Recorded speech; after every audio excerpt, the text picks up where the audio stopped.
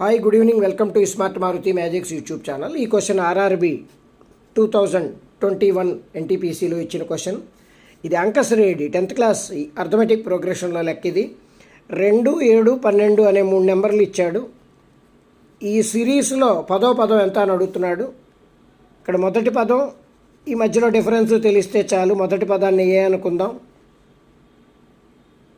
డిఫరెన్స్ని 7 - 2 5 అనుకుందాం.